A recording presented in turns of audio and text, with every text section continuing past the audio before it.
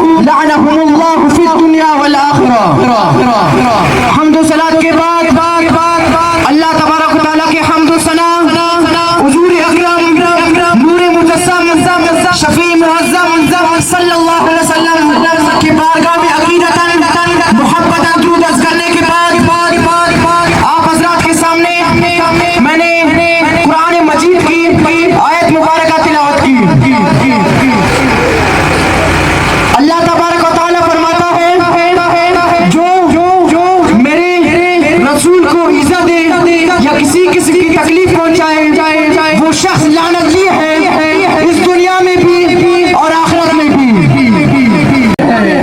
اے نجدیان چپ چاپ چلے جاؤ یہاں سے، اے نجدیان چپ چاپ چلے جاؤ یہاں سے، سرکار کا ہم جشن منانے لانے سامعین محترم، ایک تو اللہ کا حکم آ گیا کہ جو میرے نبی کو تکلیف